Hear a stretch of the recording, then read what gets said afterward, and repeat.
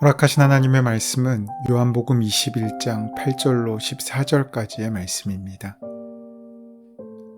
다른 제자들은 육지에서 거리가 불과 한 50칸쯤 되므로 작은 배를 타고 물고기 든 그물을 끌고 와서 육지에 올라보니 숯불이 있는데 그 위에 생선이 놓였고 떡도 있더라. 예수께서 이르시되 지금 잡은 생선을 좀 가져오라 하시니 시몬 베드로가 올라가서 그물을 육지에 끌어올리니 가득히 찬 큰 물고기가 153마리라. 이같이 많으나 그물이 찢어지지 아니하였더라. 예수께서 이르시되 와서 조반을 먹으라 하시니 제자들이 주님이신 줄 아는 고로 당신이 누구냐 감히 묻는 자가 없더라. 예수께서 가셔서 떡을 가져다가 그들에게 주시고 생선도 그와 같이 하시니라. 이것은 예수께서 죽은 자 가운데서 살아나신 후에 세 번째로 제자들에게 나타나신 것이라. 갈릴리에서 만나자는 주님의 명령을 쫓아 갈릴리로 되돌아간 제자들은 그곳에 도착한 뒤로 그만 주님을 잊어버리고 말았습니다. 그들은 단지 자신들의 욕구에 사로잡혀 자신들의 필요에 따라 충동적으로 물고기 잡이에 나서고 말았습니다. 물고기를 잡는 일이라면 언제든 자신 있는 일이었기 때문입니다. 그들은 정말로 온 열심을 다해 그물을 던졌습니다. 그들이 만나 뵈어야 할 주님께서 바닷가에 서 계셨으나 그들 중 아무도 주님을 알아보지 못할 정도로 그들은 고기잡이에 열중하고 있었습니다.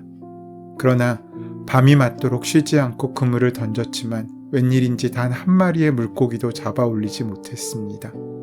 이미 새벽이 되었지만 그들은 여전히 빈손, 빈 그물이었습니다. 바로 그때 바닷가에서 사람의 음성이 들려옵니다. 얘들아, 너희에게 고기가 있느냐? 낯익은 음성이었음에도 불구하고 제자들은 그 음성의 주인공이 누구인지 알려고 하지 않았습니다. 그들은 그저 없나이다 라고 대답했을 뿐입니다. 똑같은 음성이 다시 그들에게 들려왔습니다. 그물을 배 오른편에 던져라. 그리하면 얻으리라. 그 음성이 지닌 알 수 없는 힘에 이끌려서 다시 한번 그물을 오른편에 던지면서도 자신들에게 그와 같은 명령을 내릴 수 있는 분은 주님뿐이심을 아무도 깨달으려 하지 않았습니다. 그저 기계적이고 습관적으로 지푸라기라도 잡는 심정으로 그물을 던진 것입니다. 그런데 이게 웬일입니까? 한 번 더 던진 그물을 들어 올리려고 했을 때 제자들은 깜짝 놀라고 말았습니다. 그물을 쉽게 끌어올릴 수가 없었기 때문입니다. 밤새도록 텅 비어있던 갈릴리 바다였음이 틀림없건만 마지막 던진 그물에 그물이 넘치도록 많은 고기가 잡힌 것입니다. 이것은 그들의 상식으론 이해할 수 없는 일입니다.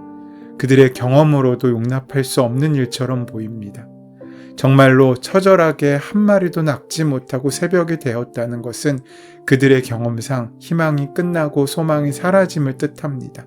이제 그들이 할 수 있는 것은 아무것도 남아있지 않은 그때 오른쪽으로 그물을 던지라고 들려온 소리에 무심코 순종하였더니 큰 물고기를 가득 채우고도 남게 된 것입니다.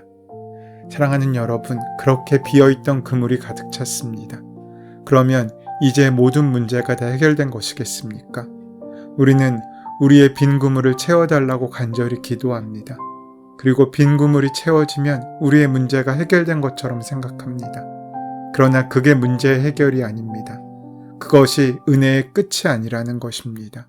오히려 그들의 빈 그물을 가득 채운 많은 물고기는 그들의 은혜의 끝이 아니라 은혜의 시작이었던 것입니다. 예수님의 목적은 그물을 가득 채운 물고기를 많이 제공해 주시는 것이 아니었습니다. 예수님의 목적은 제자들의 회복, 특별히 베드로의 회복이었습니다. 열등감에 쌓여 있고 자학에 눌려버린 베드로와 하나님과의 관계, 예수님과의 관계를 회복시키기 원하셨던 것입니다. 그때 요한이 예수님을 알아보았습니다. 주님이시다 라는 그 외침에 베드로는 즉시 예수님께 달려왔습니다. 베드로는 바닷속으로 뛰어들어 헤엄쳐 오고 다른 제자들은 작은 배를 타고 왔습니다. 예수님은 베드로에게 먼저 찾아오셔서 손을 내미셨습니다. 베드로가 어떻게 반응했습니까? 다른 제자들은 모두 배를 타고 갈 때 베드로는 바다를 뛰어들어 예수님께로 갔습니다. 베드로는 이제야 회복되고 있었습니다. 예수님을 부인했던 사실도, 예수님으로부터 도망쳤던 사실도 이제는 잊었습니다. 지금 베드로에게 있어서 예수님은 아무것도 책망하지 않으시고 용서하시고 사랑하시며 다가오시는 귀한 은혜로 베드로를 안아주실 것만 같습니다. 베드로와 예수님과의 관계가 드디어 회복되는 순간입니다. 이것이 참된 회복입니다. 그냥 달려가서 예수님의 품에 안기는 것입니다. 야단 맞을 때 맞을지라도, 매를 맞을 때 맞을지라도 달려가 안기는 것입니다. 그렇게 믿고 안기는 것, 그것이 회복입니다. 여러분, 예수님을 다시 만나고 싶지 않으십니까? 그런데 예수님을 만날 면목이 없으십니까? 맨날 자격이 없다고 생각하십니까? 그렇지 않습니다. 우리는 모두 여러분이나 저나 예수님을 만날 자격이 없습니다. 그럼에도 불구하고 고개를 숙이고 힘을 잃은 우리에게 예수님은 먼저 다가와 주시고 손을 내밀어 주십니다. 우리의 때때로의 밤에한 수고가 헛되이 되고 아무것도 하지 못하게 될 빈 그물만 싣고 피곤에 지쳐 실패로 돌아올 때 주님은 부활하셔서 그 호숫가에 우리를 기다리고 서 계십니다. 밤의 헛수고에 낙심하지 마시고 새 아침의 축복을 맞이한 우리가 되어야 합니다. 콩나무 시루 밑에 구멍이 뚫려 있어서 물을 줘도 그 물은 늘 새어나가고 남아있지 않는 것처럼 보입니다. 하지만 우리가 아는 것은 콩나물은 분명히 자라고 있다는 것입니다. 우리는 우리 삶 속에서 예수님을 부인하는 일을 반복하고 있지만, 그래서 예수님 앞에 다가갈 자신도 자격도 없어 보이지만, 그런 우리에게 먼저 손 내밀어 주시고 다가와 주시는 예수님이 계십니다. 그 은혜에 힘입어 예수님께 더 가까이 갈 수 있어야 합니다. 갈릴리 바닷가는 백사장이 아니라 자갈밭입니다. 그곳에 예수님께서 계시고 숯불을 피워 그 위에 생선과 떡을 놓여놓고 있으셨습니다.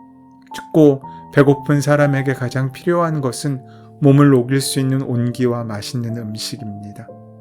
예수님께서 새벽을 맞도록 고기잡이 하느라 추위에 떨고 지쳤을 제자들에게 먼저 설교하신 것이 아니라, 잔소리를 시작하신 것이 아니라 묵묵히 숯불을 피워 놓으시고 그 위에 생선과 떡을 준비해 두신 것입니다.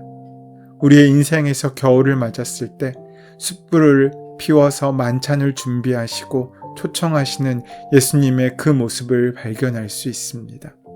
제자들은 밤이 새도록 아무것도 잡지 못하며 허무함에 시달렸을 것입니다. 그런데 예수님께서는 그들에게 나타나셔서 153마리의 물고기를 잡게 하시며 그 허무함을 채워주셨습니다. 예수님 없이 그물질하는 우리의 인생도 결국 제자들처럼 허무함에 시달릴 수밖에 없습니다. 왜냐하면 그 그물에 걸려드는 것이라곤 결국 사라질 우리의 욕망밖에 없기 때문입니다. 투자에 성공하고 몇 배의 수익을 올리고 자녀를 잘 교육해서 남들이 부러워하는 대학이나 직장에 보내고 또 장가를 보내고 노후가 다 보장되어 있는 연금이 그래서 우리의 인생을 귀하게 지켜줄 거라고 생각할지라도 결국 영혼의 문을 통과하지 못하고 그 모든 것은 물거품처럼 사라져버릴 빈 그물질이 되어버릴 것입니다. 그래서 인생의 마지막에 많은 것을 누렸던 솔로몬은 인생을 돌아보며 헛되고 헛되다라고 되뇌이고 있지 않습니까? 야곱 또한 자신의 삶을 험악한 인생을 보냈다라고 결론 내리고 있지 않습니까? 그러나 예수님을 만나면 우리의 인생, 헛된 시간들이 다시 의미 있는 시간으로 바뀌게 됩니다. 빈 그물이 가득 채워지게 됩니다. 이 사건 이후 제자들의 삶을 통해 하나님의 나라가 아름답게 세워진 것처럼 이제 우리도 영원한 하나님의 나라와 그 가치를 소유한 자들로 의미 있는 삶을 시작할 수 있게 된 것입니다. 밤새 인생의 그물질을 하였지만 허무함에 시달리는 분들이 계신다면 예수님은 우리의 허무한 빈 그물을 의미 있는 153마리의 물고기로 가득 채우시는 분이심을 기억해야 합니다. 예수님을 다시 만나기 전 제자들은 마음으로는 허무함에 시달렸고 육체적으로는 허기짐에 시달렸습니다. 밤이 새도록 그물을 내리느라 에너지를 다 소비했을 것이고 배가 고팠을 것입니다. 그때 예수님께서 육지로 올라온 제자들을 위해 준비해 놓으신 것이 바로 숯불에 구운 생선과 떡, 곧 유대인들의 주식인 빵이었습니다. 허기진 그들에게는 무엇과도 비교할 수 없는 최고의 식탁이었을 것입니다. 이 모습을 보며 예수님께서 작정하고 제자들을 찾아오신 것이 느껴집니다. 내가 기필코 너희를 다시 얻고 말겠다. 나는 너희를 절대로 포기할 수 없다. 라는 주님의 사랑의 마음과 귀한 그 큰 사랑이 우리 마음 가운데 절절히 다가옵니다. 당시의 분위기를 생각해 보십시오. 이른 새벽, 아직은 조금 어두운 호숫가 옆 숯불에 구운 물고기와 떡이 놓여져 있습니다. 제자들은 이미 예수님이신 것을 다 알고 있기에 누구시냐고 물어볼 필요도 없이 다가왔습니다. 배고픈 제자들은 아마 얼른 그 음식이 먹고 싶었을 것입니다. 그러나 다가와서 먼저 음식에 손을 댈 만한 용기가 없었을 것입니다. 예수님께서는 그런 그들을 긍휼히 여기시며 와서 조반을 먹으라고 말씀하십니다. 예를 들어 집 나간 아들이 3일 만에 거짓골을 집에 돌아왔다면 어머니는 그 아들에게 잔소리와 혼냄의 이야기를 먼저 하는 것이 아니라 아들이 좋아할 만한 음식을 한 상 차려주고 이렇게 말할 것입니다. 와서 밥부터 먹어라. 잔뜩 혼날 줄 알았던 아들은 그 밥을 먹는데 밥을 먹는 게 아닙니다. 밥 한 그릇에 엄마의 사랑을 먹습니다. 국 한 그릇에 엄마의 용서를 마시게 되는 것입니다. 반찬 하나하나가 엄마의 마음으로 다가와 우리의 허기짐을 가득 채우게 되는 것입니다. 어느새 배고픔은 사라지고 집 나가 허기졌던 마음, 두려웠던 마음, 따뜻한 위로와 사랑이 그 삶 가운데 가득 채워짐을 경험합니다. 이것이 그날 갈릴리 호수에서 벌어졌던 귀한 아침 식사의 비밀입니다. 오늘 우리의 모습은 빈 그물질하던 제자들의 모습과 매우 닮아 있습니다. 누구보다 자신의 욕심과 욕망에 사로잡혀 밤새도록 그물을 내렸지만 결국에 아무것도 건진 것 없이 허무함에 시달리는 모습이 우리의 모습이지 않습니까? 예수님의 제자들은 예수님을 통해 부와 명예와 권력과 정치적인 목적을 달성하려 했던 결과가 결국 빈 그물질이었던 것처럼 우리가 예수님을 통해 세상의 성공과 번영을 얻으려 했지만 결국 빈 그물만 가득 거두어 올린 채 허무함과 허기짐만 남은 제자들의 모습이 결국 우리의 모습이지 않습니까? 이제 회사에서 또 학교에서 삶의 자리에서 그리스도인이라고 말하기 어려워 베드로처럼 나는 주님을 모른다고 부정하는 사람들이 더 늘어날 것만 같습니다. 아니 이미 우리 중에 많은 사람들이 그런 삶을 살고 있는지 모릅니다. 그렇다면 우리는 무엇을 어떻게 해야 됩니까? 그렇다면 우리를 위해 우리를 사랑하셔서 우리와 함께 하시는 부활의 주님을 기억하십시오. 우리가 준비되어 있어서 하나님의 증인되고 하나님의 제자가 되는 것이 아닙니다. 예수님은 허무함과 허기짐에 시달리고 있는 제자들을 긍휼히 여기시며 아침 식사를 준비하신 분이십니다. 우리가 먼저 할 것은 그 식탁에서 우리의 줄인 배와 우리의 마음의 회복의 양식을 맛보아야 한다는 것입니다. 부끄럽고 염치 없지만 그럼에도 다시금 그 사랑의 식탁에 나아가 우리를 위하여 준비하신 그 생선과 떡을 먹으며 주님과의 관계를 먼저 회복해야 합니다. 그리고 이제 우리 그 사랑으로 회복된 우리도 세상을 향한 생선과 떡을 준비할 수 있어야 합니다. 세상이 우리를 어떻게 보느냐가 중요한 것이 아니라 먼저 주님과의 관계를 회복하고 그 사랑을 공급받고 그 식탁에서 영적 교제를 회복하면 열매는 주님께서 맺게 하실 것입니다. 지금이 바로 주님께서 우리에게 주시는 회복의 때와 기회입니다. 다만 주신 때와 기회를 놓치는 우매함이 우리에게 있을 뿐입니다. 오늘 우리의 개인의 삶도 마찬가지입니다. 멀리 주님을 떠난 사람, 주님과의 관계가 멀어진 채 세상의 성공만을 위해 밤새도록 빈 그물질만 하고 있는 사람 모두를 위해 주님은 오늘도 아침 식사를 준비하고 계십니다. 그리고 우리에게 말씀하십니다. 와서 조반을 먹으라. 오늘 그 귀한 초대의 마음을 여시고 나와 먼저 주님과의 관계를 회복하시고 다시금 예수님을 내 인생의 수단이 아니라 목적으로 삼는 은혜를 누리시기 바랍니다.